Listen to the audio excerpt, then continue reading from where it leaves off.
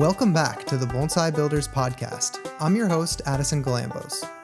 One of the best parts of starting this show has been connecting with the community of builders out there who are in the trenches every day making awesome bonsai. Today I'm talking with a friend and a follower of the podcast, Walker Schlott. We're doing a two-part episode today. First, we're going to talk and look back a little bit at Walker's 2025, the kind of the wins, the losses, and the lessons learned. And then we're going to look ahead to 2026, a year where Walker is taking his commitment to the next level. One thing that he mentioned to me that I'm very excited to get into is he's really focusing on building a purpose-built space for bonsai. And I think there's a lot that we can all learn from kind of the mental energy he's putting into creating this space. So Walker, thank you so much for coming on the show. Thank you for having me.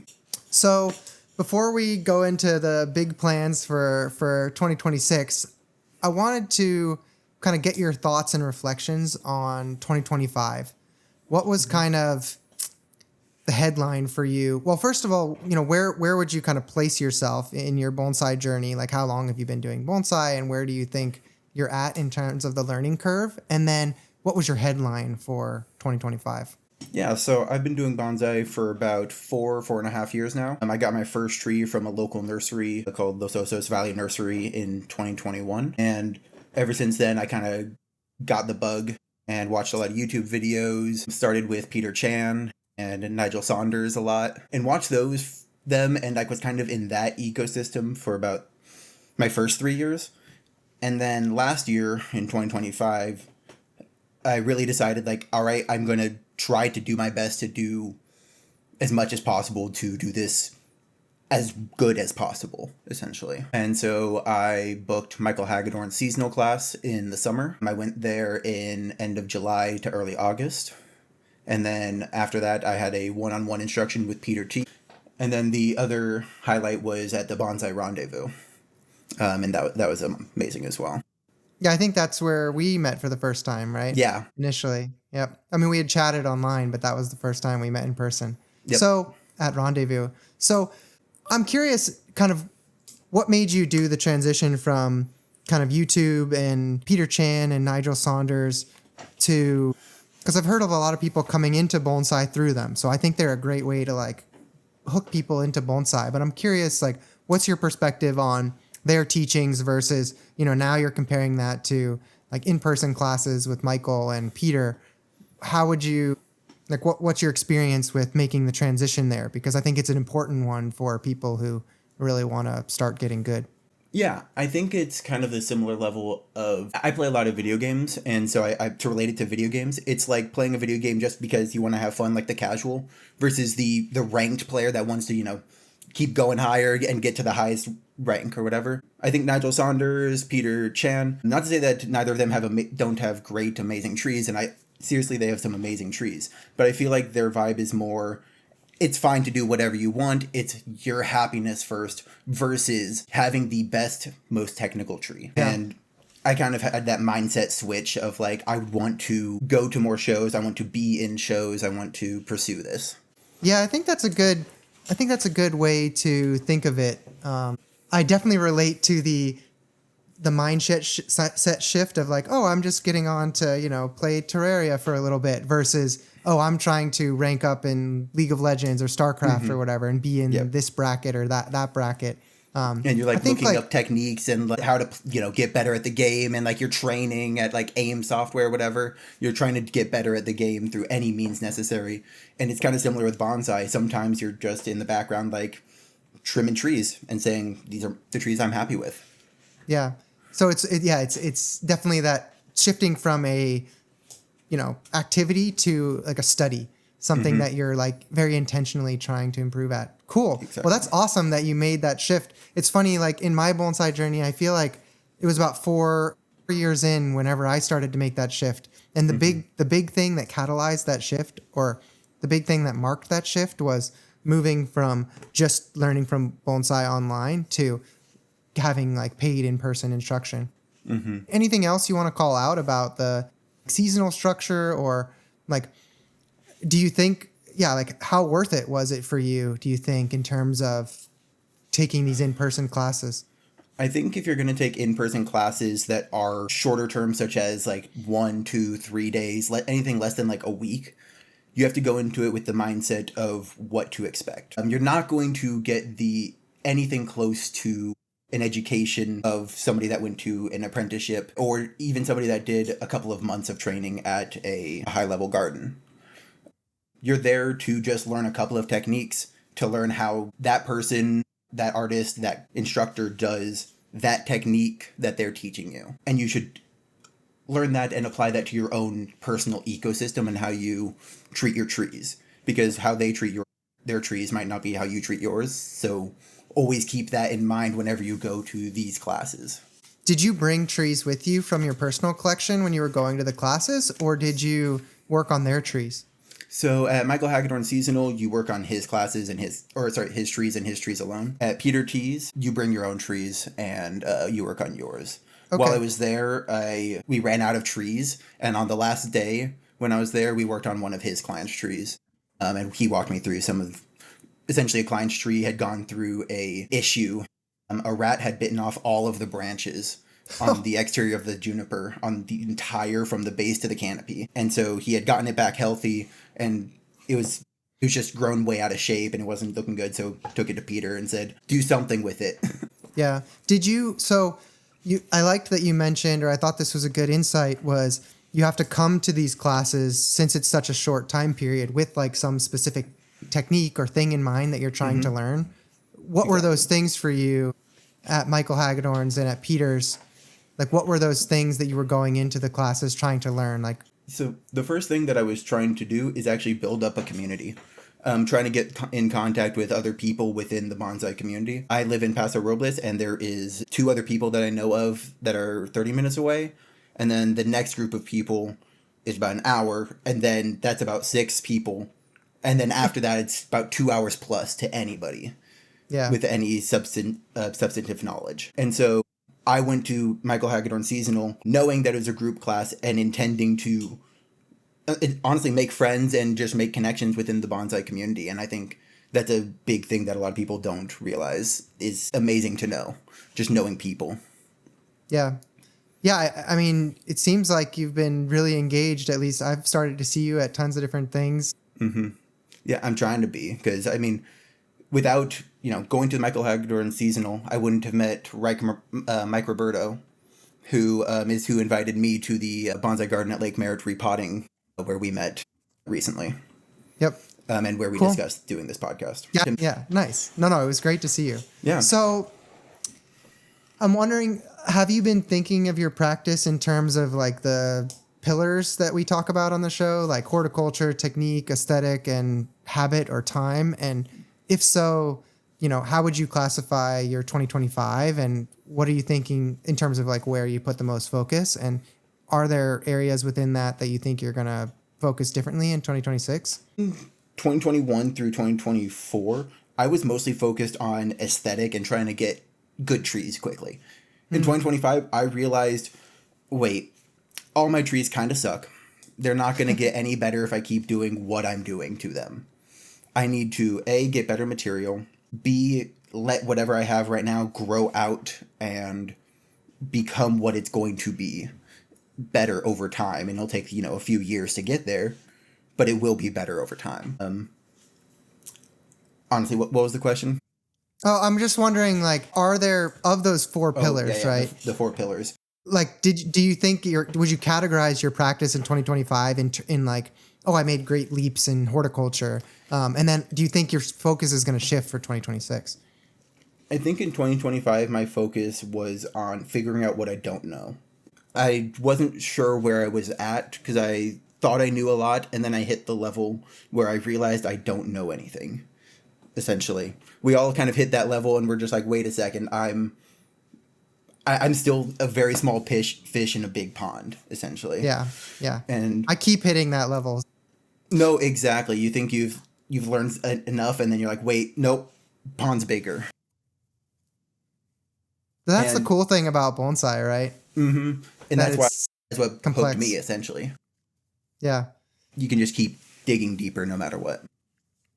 So how was, I wonder, can you reflect a little bit on like how many, not like you don't have to have this specifically tracked, but I'm curious, like what is your impression of how many hours you were doing bonsai a week in 2025? And do you think that needs to change in 2026 based on the goals that you're setting for yourself? I'm expecting it to change. My current setup is not good. It's a 1.5 by 1.5 monkey pole, essentially, with a turntable on top, outside in the elements. Mm. And working on any tree larger than that, I just work on it in place. And so it's kind of hard to get much bench time when it isn't fun to have bench time. And especially because I'm trying to maintain my tools properly and I don't want to keep them outside. And so I keep my tools in the house, and to get them to my garden, it's a walk down the hill. And then I have to walk them back up the hill. And if I forget them, it's like, oh, cool, go back down and up.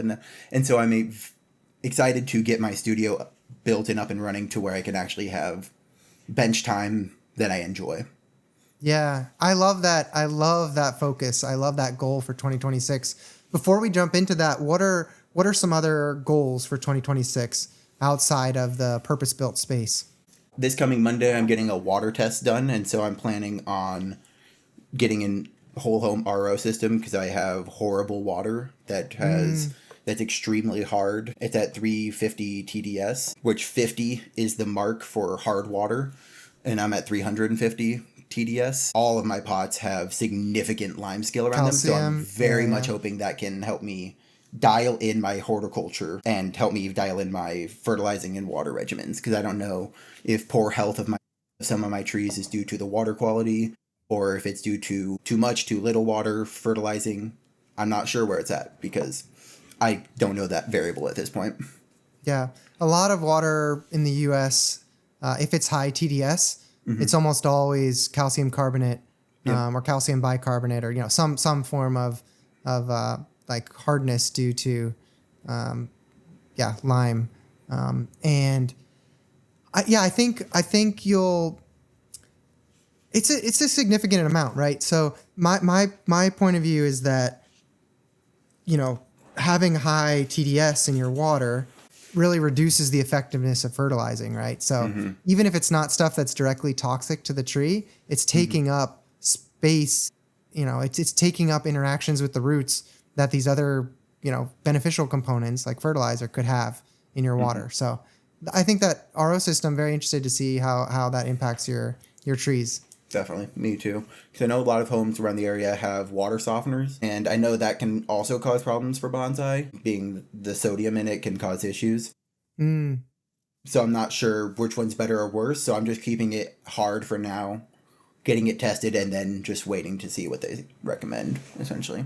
Oh, interesting. What process, who are you?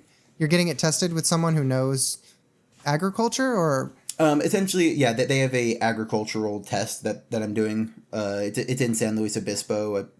Oh, cool. I don't remember the company name, but it's an independent lab, and then they just test the water, and they can give me a recommendation of somebody to install whatever system I need to filter out whatever I need filtered out. Okay, nice. That's really cool. Yeah, I'm interested in that. Definitely keep me updated on how that goes. Yeah, we'll do. I'm expecting it to not be cheap for a whole home RO system, so should be fun. Well, would you? I know a lot of people will just install it on their hose and then create buckets of water and then add a little pump to, so you might not have. It can be pretty low cost. Like for my fish tank, I created an RO system for $125. But yeah, you just create batches of water and then you use it to water. It's not like an inline system that but it doesn't have to be prohibitively expensive. True. Yeah, I also keep succulents and orchids and some other houseplants, and so I would love to just have, and also I have a pet snake and also 3 cats, and we have a water distiller going for the snake, and so I would just love to just be able to use just one system, nice water just for the whole house. Yeah, that makes sense. Cool. Yeah, definitely keep me updated on that. Very curious. Yeah, we'll do. Okay, so any other what's your goals practice wise? Have you set any I really want to get good at this technique or this species this year? Or how are you focusing down your actual bonsai specific goals? I don't have any specific species or technical goals that I'm specifically working on. I have the goal of getting into the Rising Stars competition in 2027. Oh, awesome. And so I'm going to be, at least in part, focusing a little bit on Itoigawa, field-grown stuff. I'm actually going tomorrow to Ed Clark's, and I'm probably going to get a couple of Itoigawas from there. That's the way to do it. That's the way to do it. That'll help beef up your submission too, because it's like you'll have examples on the exact tree type. Exactly. That was a part of my thing. Was a weakness, I'd say, of my application. Was I didn't have example reps on field grown material for stylings in my like portfolio when I submitted. And I did end up getting in, but I think there were other examples of people that had the exact type of material, and that was compelling for the judges. So that's Definitely. A good that's a really good plan, I think. Absolutely. Cool. So I'm very interested to dive into the kind of your thoughts on why a purpose-built space is important and like what you're planning to do. But before we dive into that, is there anything you want to add on your kind of 2025 recap or 2026 goals? Not necessarily. No, I think we're good. All right, let's do it. So, you've decided to make this major move, building a purpose-built bonsai space. You already touched on it a tiny bit, but can you tell me a little bit more about like what's the pain point in your current setup that like why do you think this investment's necessary?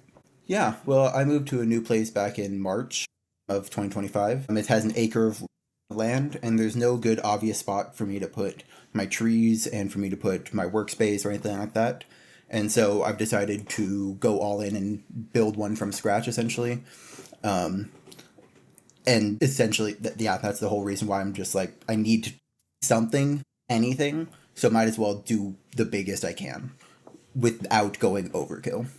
Yeah. Oh, that's awesome. Okay. So where are you getting the inspiration for your space? Like, how do you know what's good for bonsai? Like the components you need, the layout.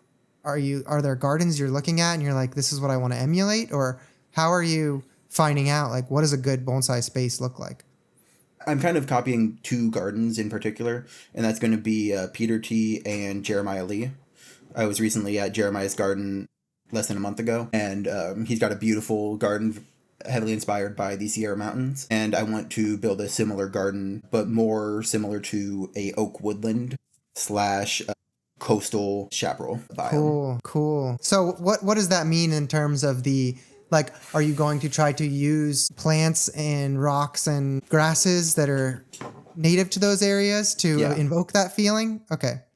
I'm going to, so about 40 minutes south of me in Santa Margarita, there's a native plant nursery.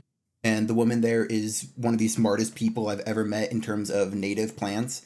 You can go to her and say, I live in this area, and she'll point out about a dozen plants that are amazing in your area exactly. And says like, yep, that's native. That's not native. It's actually native to this other region, but it'll live in your area too. And like can walk you through it. And so I'm planning on talking to her and working with her to get some amazing plants that will not only look great, but will grow great into a Japanese / native California garden.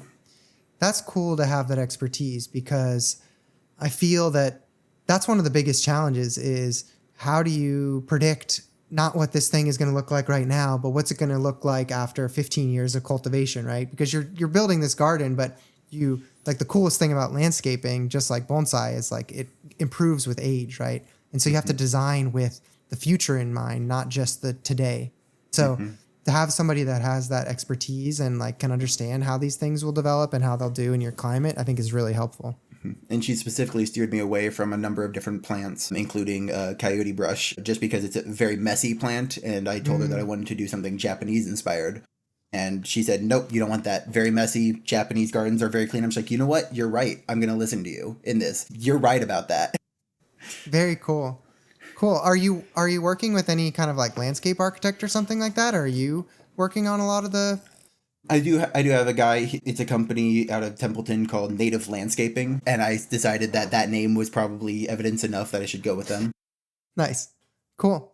What's the process been like? Like, are they sharing like renders with you or some kind of blueprint, or how does that work? And like, how much of it is you going out to pick up stones versus them coming in and just be like creating your vision? At this point, we are just drawing it out. I'm still very early stages. So he came out and took a bunch of measurements. I got a topographical survey done and sent that over to him. And then I sent over specifics on, I want a pond, essentially a small pond. I want these specific plants as my focal plants. I want to get stones that are native to this kind of region.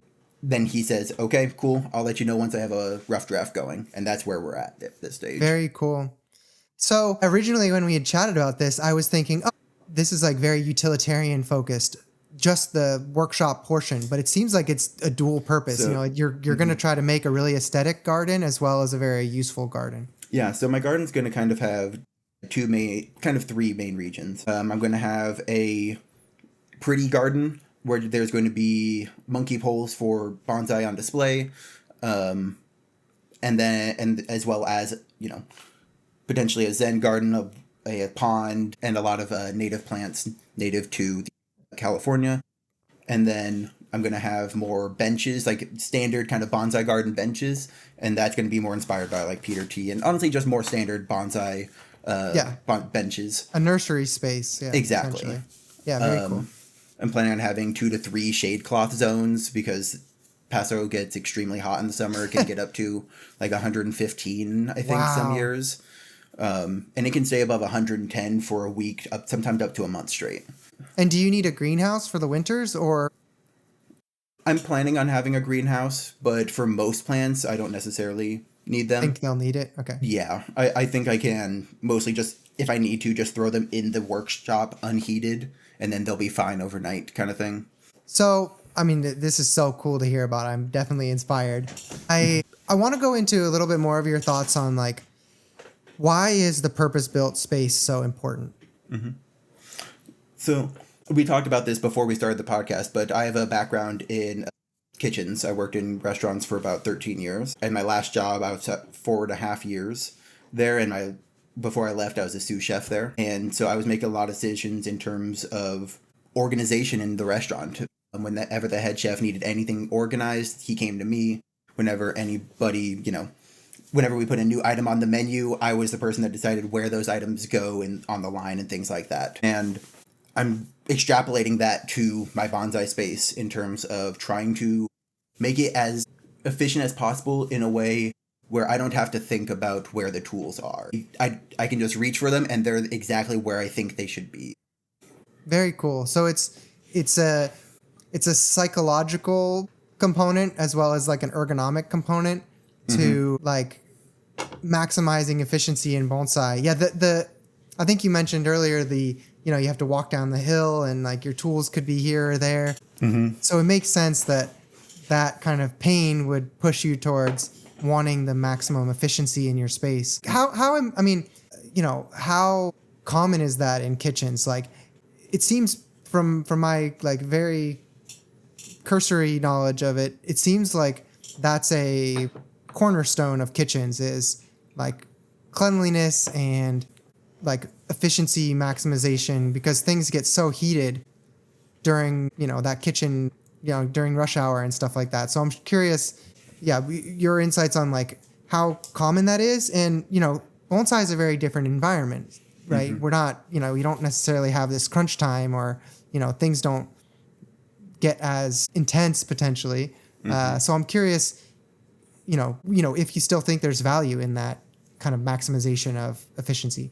I do definitely think that there's value in maximizing the efficiency. For me, it's not essentially a maximization of speed as it would speed or compatibility of like where people are in a kitchen, because that is kind of one of the reasons why you want to organize a kitchen in a specific way. So people aren't bumping into each other all the time. You don't want somebody who needs an item halfway across the kitchen to be walking through everybody else. But that's not necessarily applicable to bonsai. But for me, having a spot for a tool where you can always just go for that and you don't even have to think about it, being able to go and find any supplies that you need and just, bam, it's there, cool, good to go. I don't really need to think about it. Yeah. It's already there for me. That makes a ton of sense. Yeah, I think that benefit, I think the other benefit that I'm thinking of and something that I've kind of struggled with is having a purpose-built space helps you build the habit better, right? It's or like it helps in the habit forming process. So there's not as much activation energy to working on a tree. It's like, okay, I pull my tree into my space and then I have everything I need to work on that tree. So there's not this mental overhead of figuring out if I have all the tools I need. There's also not this mental overhead of, oh, it's kind of cold out, or like these elements are keeping me from doing it. So I mean, like, you could say those are excuses, but I think there really is real psychology and science behind, reducing that barrier to entry, helping you form those habits more, right? Or like fall into the flow state more easily. I mean, you can liken it to a home kitchen if you wanted to, compare it to something that quite literally everybody can relate to. If your kitchen isn't well set up, you're not going to want to cook in there as often. If you have to fight to prepare a dish in there, like if you're bumping into the refrigerator trying to get any item out of there, you're not going to want to cook. Same thing with bonsai. If you have to be hunched over a bench and there's no room you don't have somewhere to sit, you're not going to want to work on any trees, or at least not short trees. So, that'll influence how you treat your bonsai.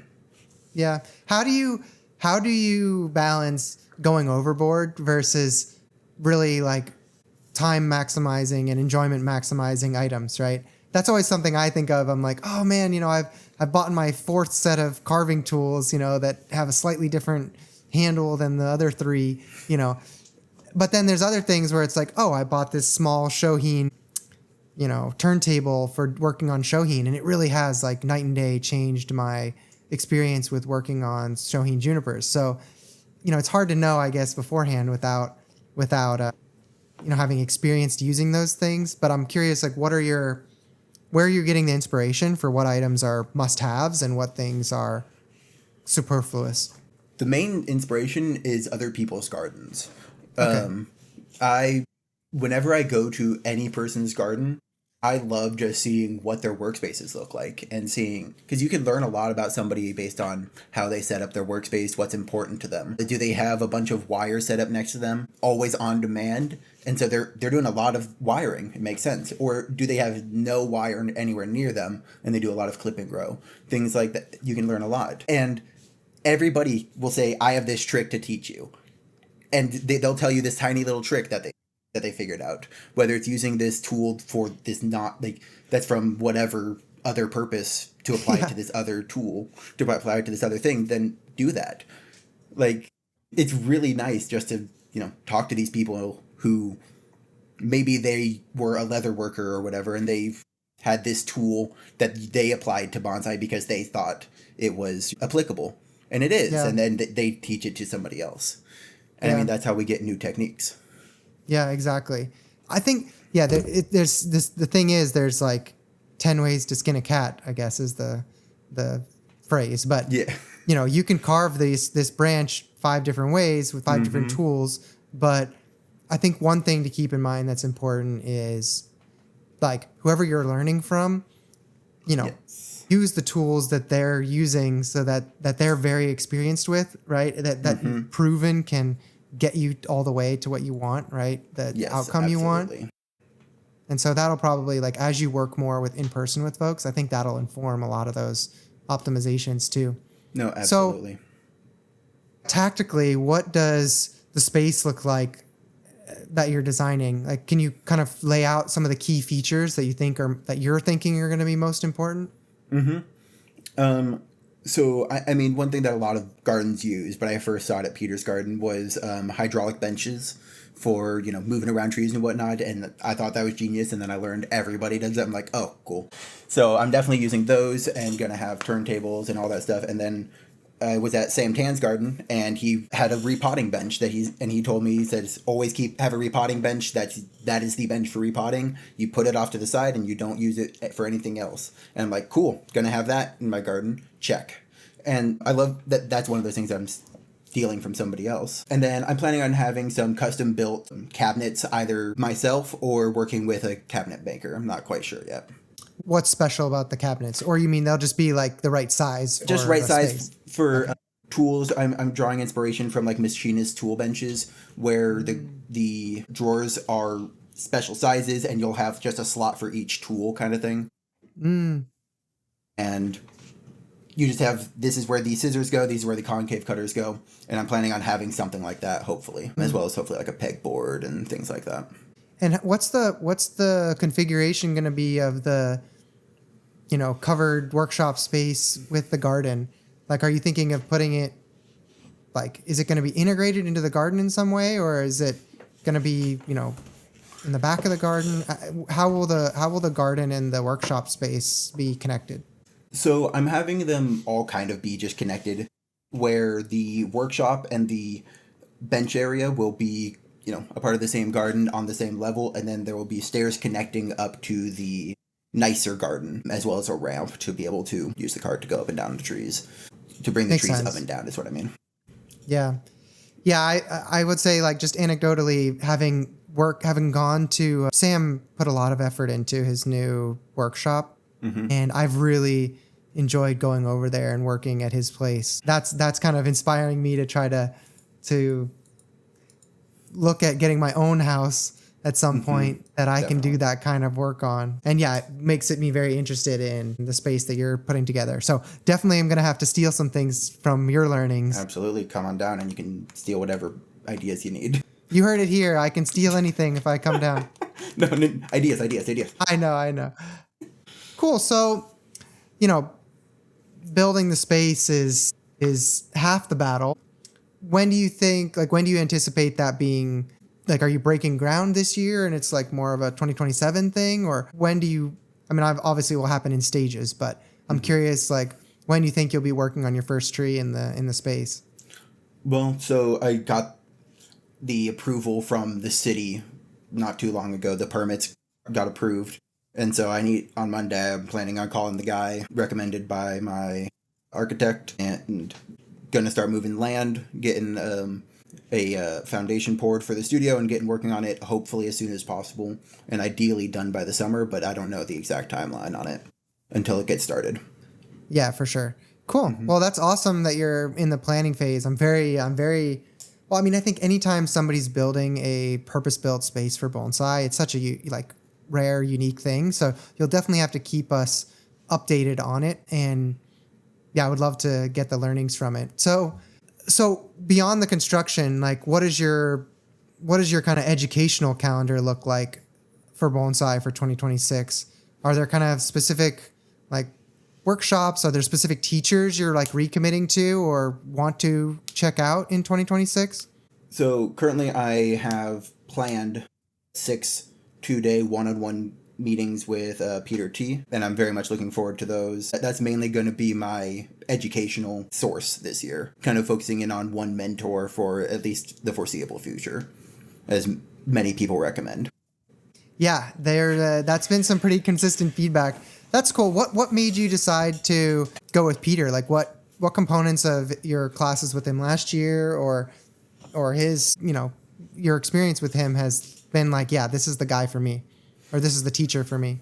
There was a number of things. His name was one of those names that just kept popping up. I've been going to just expos and whatnot ever since I started. I went to the first PBE, went to the second one, and his name just was everywhere. Peter T, and if it wasn't him, it was his clients, usually, that won awards. PBE, I think something like 3 or 4 awards went to Peter or one of his trees. Yep. And to me, that says he might be doing something right. Absolutely. So Absolutely. I decided to contact him and did the one-on-one last year and decided to extend it to this year of doing 6 sessions. Awesome.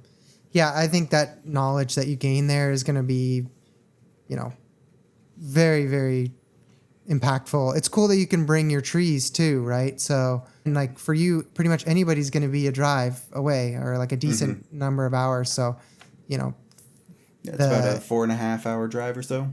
Nice. And it's going to be even crazier because I'm going to his place February 5th and 6th. And then on the 7th, I fly out to Kokofu. Awesome. LAX. And so I am leaving his place on the 6th, going to my place in Paso, then going to LAX, or going to see a family friend, stay with them, and then go to LAX. Cool. And then fly to Kokofu. I didn't realize you might have mentioned it, but I didn't realize you're going to Kokufu. I'll see you there. So Yeah, I will that'll see be you fun. there. Is there anything that you're like? Is this your first trip to Japan for a bonsai show, or? Yes. So I went to Japan in 2016 with a bunch of friends from high school while we were in high school. And so that was a very different experience than what it will be being an adult going for a bonsai expo. So I'm very excited to see what Japan's like, as a responsible adult. Yes. Yeah. Yeah. Well, and just going to look at trees. Exactly. No, Are there specific tree goals you have in terms of things that you want to observe or check out or purchase while you're in Japan? I'm planning on bringing 2 empty suitcases just for tools and pots and anything I can bring back legally. Nice. For bonsai purposes. I also do a lot of tea, so I'm planning on getting tea supplies as well. Oh, awesome. But yeah, I'm purchasing a lot of bonsai supplies, and I'm planning on trying to learn as much as possible stylistically and display-wise at Kokufu, because I mean, it's Kokufu. You have to just... Yeah. Yeah, it's actually almost overwhelming because, there's so many things you could take out of the exhibit in terms of learnings. And, there's 150 plus trees. So, you could do one pass through the exhibit that takes 3 hours where you just study the pots, And so definitely, just like you were saying, it's good to go into classes with something to focus on. I think same thing for traveling to Japan or to somebody's garden or to a show. It's good to have something to focus on because you just can't take in everything. It's just impossible. Absolutely. Are you going to see any other gardens while you're over there? Is there any like sites or places you want to go while you're there? Yeah, I'm following with Peter around for most of the trip, and we are going to Aichien as a part of the trip. Oh, cool. Yeah, that'll be amazing. Yeah, that'll be really fun to get the real inside scoop when you're there too, right? From a former apprentice and somebody with really close ties to the garden. So that'll be really fun. Absolutely, yeah. Yeah, the trees there are stunning. I visited this last year, I guess, whenever I was there for Gafuten, and it was really, really mind-blowing. Absolutely. I'm really looking forward to it. Cool. So do you have any plans for tracking progress, both on the bonsai side and the nursery build or the garden build side? Like, are you going to be posting photos of the build anywhere? I don't know. Maybe you'll go full Bjorn and create a video series. I don't know, but any plans for tracking your progress? I don't think anything's so extensive. Horticulturally, I'm planning on at least removing as many variables for now so I can better test things, so I don't have to memorize as much about every single day. I can just have everything the same across all my trees and then just test differences as needed. So that's a part of my plan. The other part is I have an app, and I'm also planning on posting pictures on my Instagram, Schlott, Schlott, Bonsai on Instagram. Just a little self shout out. But I also use an app to track my care. And so doing that and using that to set reminders for myself of if ever Peter tells me, he says, hey, check this at this time, I'm going to check it at that time. By golly. I'm going to do that for myself as well. If I need work on a tree and say, okay, I need to check on this, I'm going to try to remember by setting reminders and whatnot. So at least keeping track of myself that way. That makes sense. Yeah, I think that's smart. It's cool to see that different people use different kind of tools or apps to track their bonsai progress. Like was using a Google Doc, and now I'm using this Notion thing. And I think it's good to have something to keep you organized, right? It doesn't have, Definitely. There's not like some tool that's like, oh, this is the absolute best, right? But cool. I know there's some people that have an entire spreadsheet and Flickr photo docs of, that are all linked of their to trees. It. Yep. And I think you know who I'm talking about on Reddit. Yes. Yeah. Yeah. Oh, yes. Yeah. Yeah. Exactly. Trunks. Yeah. Yep. Yeah. That was that. He was the inspiration for my name actually on Reddit. That's funny. Tiny tree. Yep. Yeah. Teeny trees. Yeah. Exactly. So this is a little bit of a kind of return to what we were talking about before, but I'm curious, like you're building this really purpose-built space, and in the kitchen, it's also very purpose-built, but I'm wondering if you have any experience with okay, how do you overcome that hurdle of, still doing lots of an activity or forming a habit, even when maybe the space isn't perfect? Like, do you have any recommendations for folks, or just any thoughts in general? Even if you don't have recommendations, it could even just be anecdotal experiences you have of like, what can people do to kind of overcome that, even if they can't make the same hurdle of the same leap of like building a really purpose-built space? I think it comes back to expectations. Set the expectations for yourself of what you can and cannot accomplish with what you have. It sucks that, sometimes your garden is stuck the way it is because of your personal circumstances. Set your expectations of, okay, these are the circumstances that I have to work with. Where can I make these improvements? Before my current place, I was at I was in a mobile home, and I had a tiny little side lot next to my place. And I was making best with what I could. I just got some cement blocks and some 2x4s, laid them over top, and those are my bonsai benches for the most part. And then my workbench is still the one that I have now outside. And so you make those little improvements where you can to make the best of your circumstance. Yeah. I think one thing people should take away is, maybe not everybody's going to be creating a purpose-built space this year, but I love your point of why not make at least one improvement, or try to be as intentional as possible with the constraints that you have for your space. You don't have to build a purpose-built space, but you can still purposefully make your space optimized for you. And if you don't have a lot of space, maybe that means that you should, I'm saying this to myself, maybe that means you shouldn't fill it to the gills with bonsai trees. Oh, don't worry. When I was at my small place, it was filled to the brim. I just now moved up to a bigger place, so the brim is now bigger.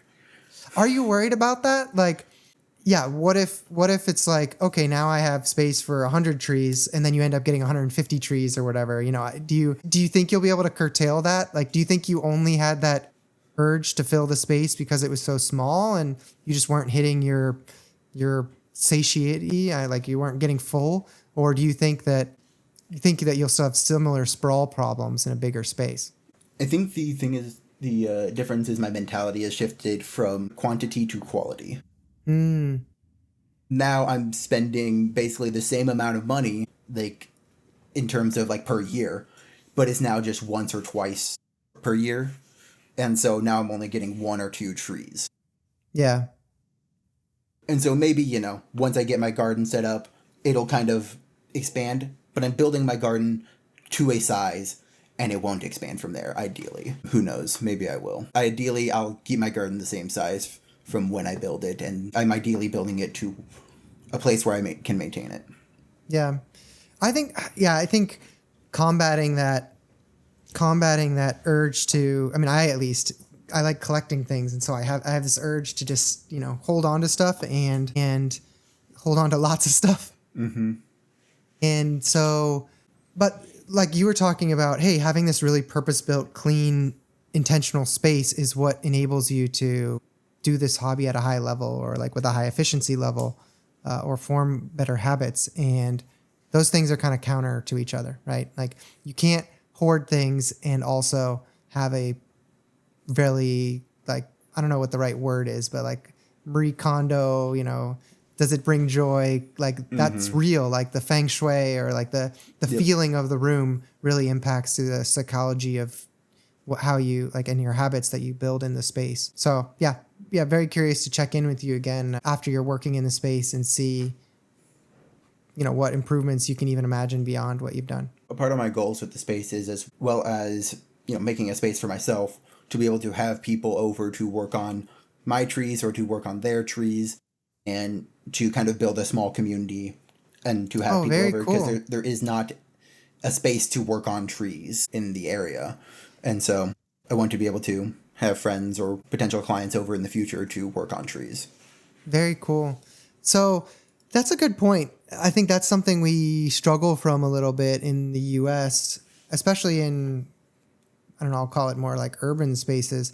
There's not a great like bonsai community center. There's not really, it's like you need some components to make it really like comfortable for multiple people to work in a space, right? You might need a few turntables, you might need the right kind of seating, you might need extra set of tools, you might need the right lighting. And a lot of times those things aren't available. So it sounds like you're trying to make something like that, a bonsai community center to some extent. Not necessarily a community center, but a place where I can have workshops or, personal friends, family, whatever that can work on absolutely. trees. Not like just a free public space. No, definitely. I get you. Yeah. That's really cool. That's awesome. So you have some plans to start to do like semi-professional or professional bonsai work in the future? Is that like your ultimate goal? Yeah, that's the goal to become a professional eventually. Oh, cool. I'd say in 3 to 5 years potentially. But awesome. I'm going to take it slow and not rush into it. Makes sense. Yeah, that's probably a good approach in general in bonsai. Mm-hmm. But I mean, I've started to, like, I'm not intending to become a professional, but I have started to take on some client work because I think it's a good tool to use to like force yourself to uphold a certain standard of work, right? Mm-hmm. And also like just a way to push yourself to, and also get feedback on how you're doing, right? If like people stop hiring you, like you're probably not doing something right, Yep. And so it's a good way to like both crystallize your own learnings as well as continue to push yourself. So I think even for someone on a hobbyist path, taking on some additional work, and it doesn't have to be paid, but like having that like somebody else is the arbiter of like you have a standard to uphold that's external to yourself can sometimes be good to help you push yourself. Definitely. I mean, even if it's offering to help repot a friend's tree, still you're working towards somebody else. I mean, to tie it back into the kitchen, I mean, it's like cooking at home for yourself or for your family versus cooking in a commercial kitchen for other people. There's a level of feedback there that you don't get. Even from your family, they might tell you that, they love it or whatever. Yeah, there's stakes. There's stakes. Exactly. And that is a double entendre. No, yeah. There's stakes in that, on your own tree, you're the only one you're going to disappoint if you mess it up, right? Mm-hmm. But on somebody else's tree, in a kitchen when there's clients and there's, the business on the line, there's different stakes that force you to be sharp in a different way, right? And I think that sharpness, like breeding that sharpness is what helps you hone your level. I added a lot of kitchen references there. That was good. Hone your level of practice, which is cool. Cool. Absolutely. Very cool. Have you thought about are there certain components of a future, and I know this is in the future, but of a bonsai business that you'd want to focus on? Like, are you really passionate about teaching? Are you really passionate about kind of wire for hire type work? Do you want to work with clients to put trees in the expo? Like, what kind of things do you think are important to you? Currently, I'm mostly focused on my own trees and figuring out what I personally can do and what I enjoy. Because I want to start trying out field growing. Specifically, I want to grow oak trees because I feel like there's not enough field-grown oaks out there. Oh, very cool. I want to grow valley oaks and blue oaks, which are very common in my area of Paso Robles. Let's see. I do want to get trees into the expo. That's kind of my end goal of my personal study of getting a tree into the Pacific Bonsai Expo. And on the journey there, I want to get into the Santa Barbara Bonsai Expo and then the John Naka Expo down in... The Memorial, yeah. The Memorial Exposition. That would be fun to get into. And then just learning from there. Yeah. Does that answer the question? Yeah. It's really inspiring to see someone really treating this hobby with the intentionality that you are. Definitely, I think aligns with a lot of to me, that's who the podcast is for. People who are interested in this level of intentionality in their practice. So It's been really fun chatting about it. So if you mentioned this a little bit, but I wanted to give you another chance to shout things out. Is there anything that you want to shout out where people can connect with you or, help build that sense of community that you're looking for? Any shout outs you want to make? Yeah. You can check me out on Instagram at Schlott Bonsai. That's SCHLOTT Bonsai on Instagram. If you live in the San Luis Obispo County area, feel free to shoot me a message. I'm always looking to get in contact with more people in the area. And if you just want to connect, feel free to shoot me a message. Awesome. Yeah, I wonder how many people are in the woodworks there. I agree. There's one person that I've seen that has a small bonsai garden in downtown Paso, but I don't know who it is, and I haven't talked to them yet. So I'm hoping maybe they listen to this, but probably not. Yeah, and then for our listeners, I would love if you message me at Teeny Trees on Instagram and tell me any advice that you have for Walker, or message him directly for the build, like tools or components of your workshop setup that were really like you wouldn't want to live without, or if you were redesigning your space, you would have made sure to include. I think both of us would really appreciate that. Or specifically things to avoid. Yes, things to avoid is good too. Yeah, I'm really excited to see the oak sanctuary shaping up for you down there. And thanks so much for taking the time, Walker. Really appreciate it. Yeah, absolutely. Thank you for having me.